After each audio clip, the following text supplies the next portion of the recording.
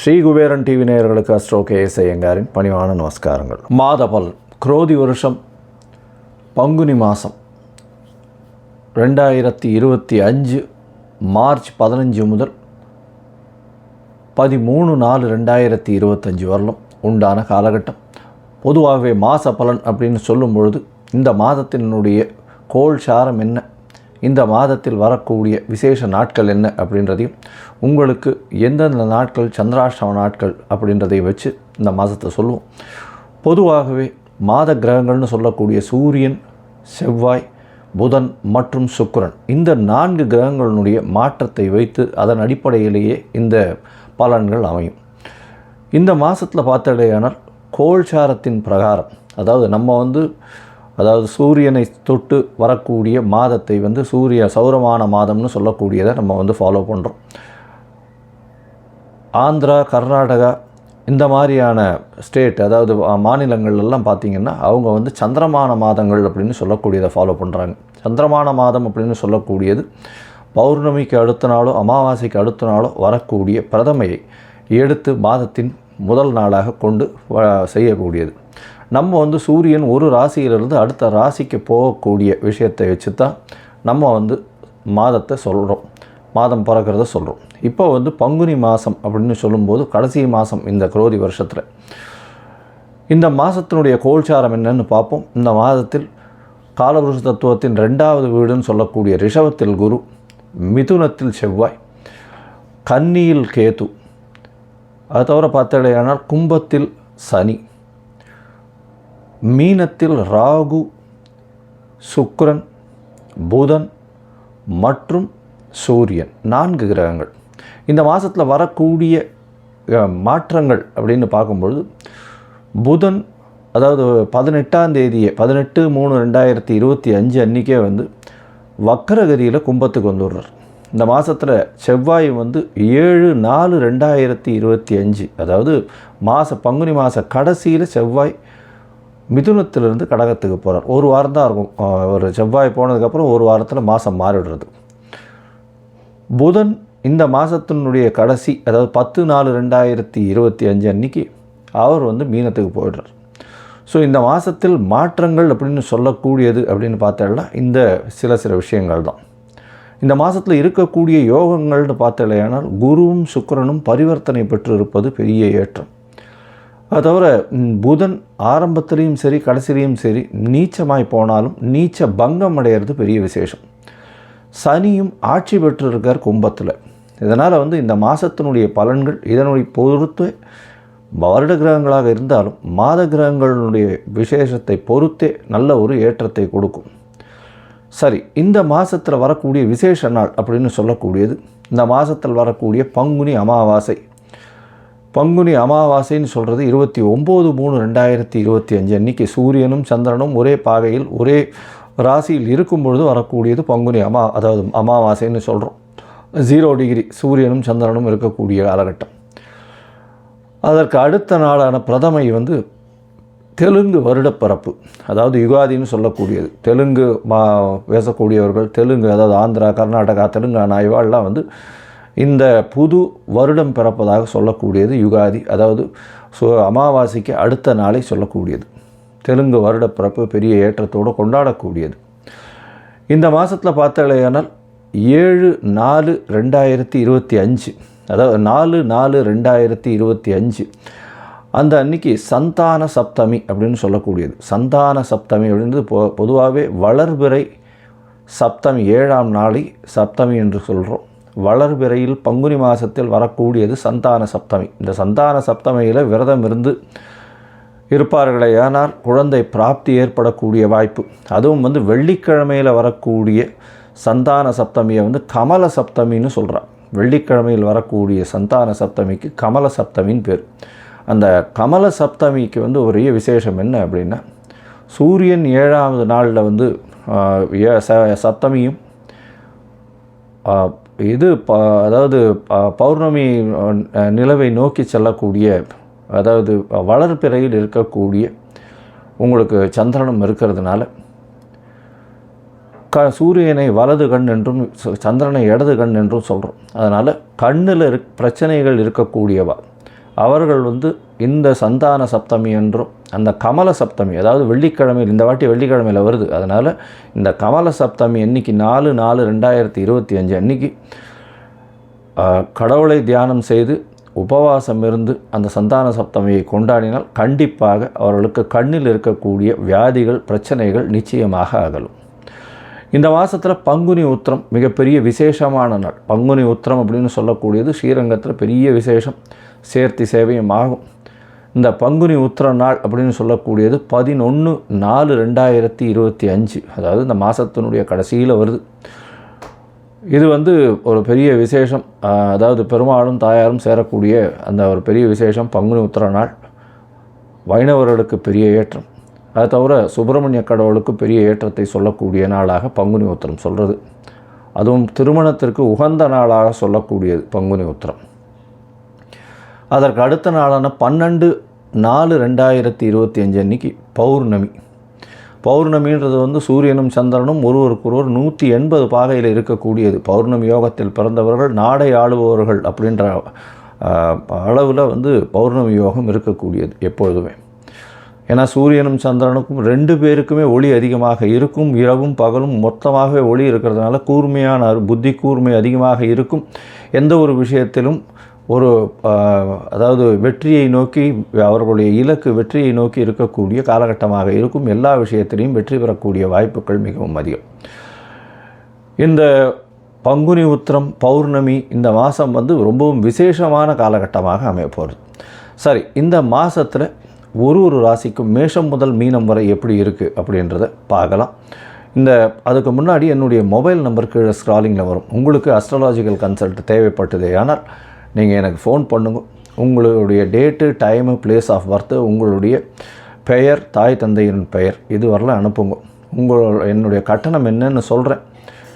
என்னுடைய கட்டணத்தை செலுத்திட்டு அதற்கு உண்டான யூடிஆர் நம்பர் ஷேர் பண்ணுங்க. உங்களுக்கு ஜாதகத்தை போட்டு சந்தி இருக்கான்னு பார்த்துட்டு, அதாவது பாத சந்தி, நட்சத்திர பாத சந்தி, லக்ன பாத சந்தி இதெல்லாம் இருக்கான்றதை முதல்ல பார்த்துட்டு உங்களுடைய ஜாதகத்தை போட்டு அதுக்கப்புறம் அப்பாயின்மெண்ட் தரேன். அதுக்கேற்ற மாதிரி நம்ம அப்பாயின்மெண்ட்டில் பேசலாம். ஏன்னா எனக்கு வரக்கூடிய ஜாதகத்தில் பார்த்தாலேனால் 50லேருந்து 70 விழுக்காடு பர்சன்டேஜ் 50 வயசுக்கு மேலே ஆனவாள்லாம் வந்து இந்த பின்ன நட்சத்திரங்களில் இருப்பா, அதாவது உடைந்த நட்சத்திரங்களில் இருப்பா, புனர்பூசம் 3ஆம் பாதத்தில் இருப்பா. அவள் வந்து புனர்பூசம் 3ஆம் பாதம் அப்படின்னு சொல்லிட்டு மிதுன ராசியை சொல்லிட்டு இருப்பா, ஆனால் கடகராசியில் இருப்பாள். அதே மாதிரி மிருகசீரிஷம்னுவா, மிருகசீரிஷம் ரிஷபமாக மிதுனமாக மாறி இருக்கும்.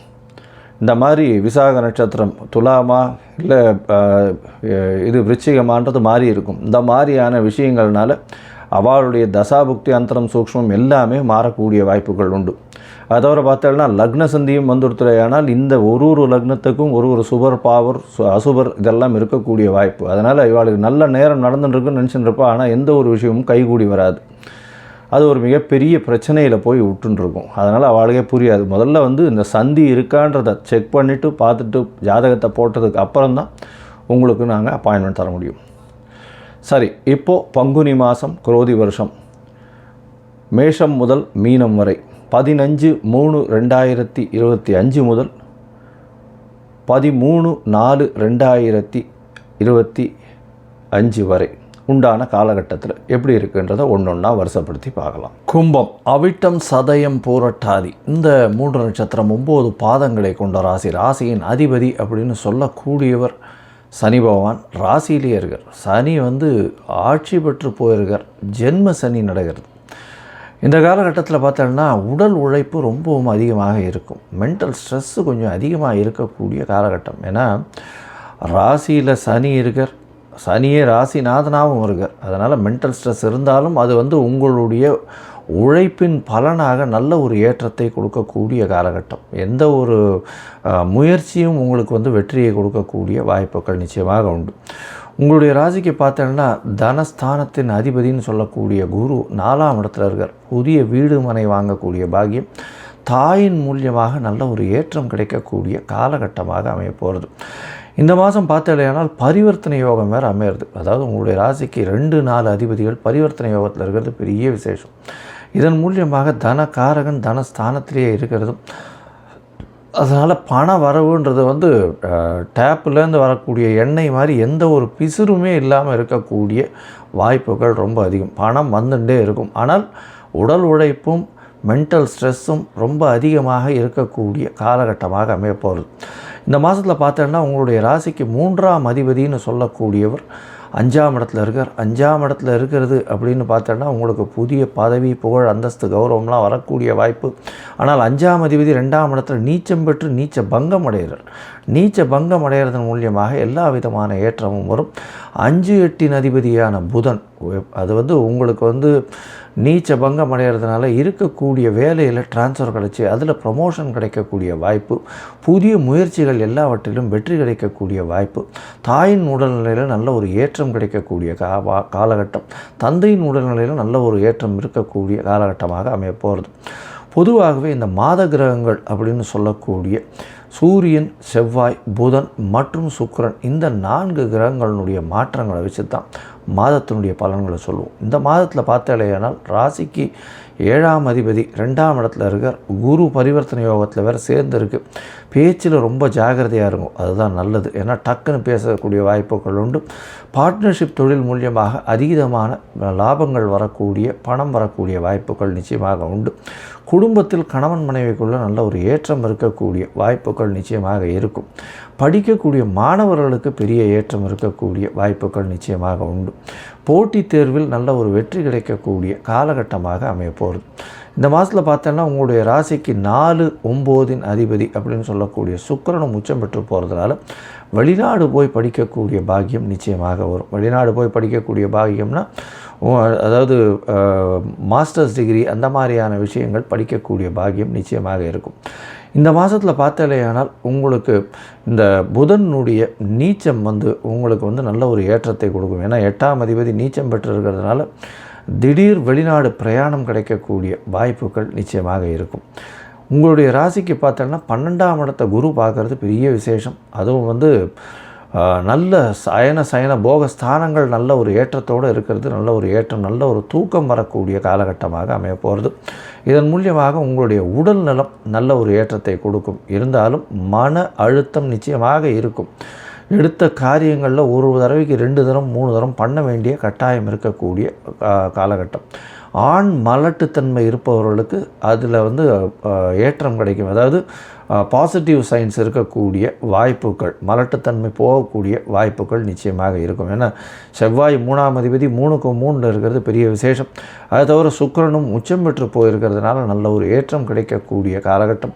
சப்தமாதிபதியும் உச்சம் பெற்றிருக்கார். அதனால் எதிர்பாலினத்தவர் மூலியமாக நல்ல ஒரு ஏற்றம், தொழிலில் ஒரு அபிவிருத்தி இருக்கக்கூடிய காலகட்டம். இந்த மாதத்தில் பார்த்தாலேயானால் எல்லா விதமான முயற்சிகளும் நல்லபடியாக இருக்கும். அதனால் எல்லா முயற்சிகளும் வெற்றியடையும். இருந்தாலும் சில நாட்கள் முயற்சிகளை தள்ளி வைப்பது நல்லது அப்படின்னு சொல்கிறோம்.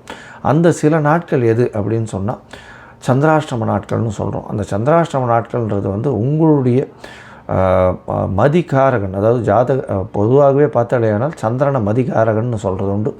சந்திரனை மதிகாரகன் சொல்கிறதுனால மறைந்திருக்கக்கூடிய காலகட்டத்தில் தவறான முடிவுகள் எடுக்கக்கூடும். அதனால் வெளியூர் வெளிமாநில பிரயாணங்கள் வேண்டாம். அதை தவிர வந்து புதிய முயற்சிகள் வேண்டாம்னு சொல்கிறோம். ஒருவேளை எடுக்க வேண்டிய கட்டாயம் இருந்தது ஏனால் சந்திரனுக்கு உண்டான எளிய பரிகாரம் அப்படின்னு சொல்லக்கூடியது அருகில் இருக்கக்கூடிய கோசாலையில் அகத்திக்கீரை கட்டு கொடுத்துட்டு வாங்க. இல்லைன்னா அருகில் இருக்கக்கூடிய சிவன் கோவிலில் அல்லிப்பூ கொடுத்துட்டு வாங்க. அதனால் வந்து உங்களுக்கு உண்டான சந்திராஷ்டமத்தின் தாக்கம் குறையும். அதை தவிர பார்த்தோன்னா சந்திராஷ்டமம் என்னென்னைக்கு இருக்குது அப்படின்னு பார்க்கும்பொழுது இந்த மாதத்தில் வந்து 10/4/2025 12/4/2025 வரலாம் உண்டான நாட்கள் சந்திராஷ்டம நாட்கள்னு சொல்கிறோம். இந்த நாட்களில் யாருக்கும் ஜாமீன் கையெழுத்து போடாதீங்க. தேவையில்லாமல் யாருக்கிட்டையும் காசிப்ஸ் வச்சுக்காதீங்க. அது அந்த அளவு ஏற்றத்தை கொடுக்காது. மொத்தத்தில் பார்த்தாலேயானால் இந்த கும்பராசிக்காரர்களுக்கு மென்டல் ஸ்ட்ரெஸ் இருக்கும், மன அழுத்தம் இருக்கக்கூடிய காலகட்டம். உடல் உழைப்பு அதிகமாக இருக்கும். படிக்கக்கூடிய மாணவர்களுக்கு ஏற்றம் இருக்கும். பணவரவிற்கு பஞ்சம் இருக்காது. தாயின் உடல்நிலையில் நல்ல ஒரு ஏற்றம், தந்தையின் உடல்நிலையில் நல்ல ஒரு ஏற்றம். வெளிநாடு பயணம், ஷார்ட் ட்ரிப், அதாவது குறைந்த டைம் போயிட்டு வரக்கூடிய வெளிநாடு பயணம் இருக்கும். வீட்டை விட்டு நாட்டை விட்டு போகக்கூடிய பாக்கியம் கிடைக்கும். ஆண் மலட்டுத்தன்மை நீங்கக்கூடிய வாய்ப்புகள் உண்டு. எதிர்பாலினத்தவர் மூலியமாக நல்ல ஒரு ஏற்றம் இருக்கும்.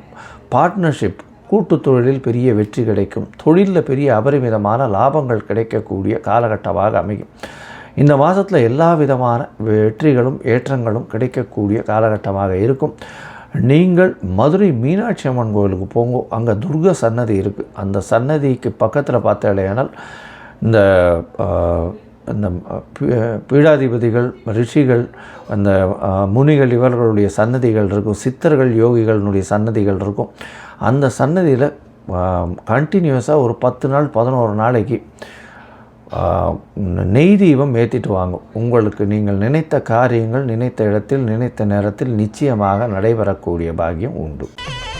ஸ்ரீ குபேரன் டிவியை பார்த்தமைக்கு நன்றிகள். மேலும் இது போன்ற தகவல்களை தெரிந்து கொள்ள ஸ்ரீ குபேரன் டிவியை சப்ஸ்கிரைப் செய்யுங்கள். மறக்காமல் பெல் ஐக்கானை கிளிக் செய்யுங்கள்.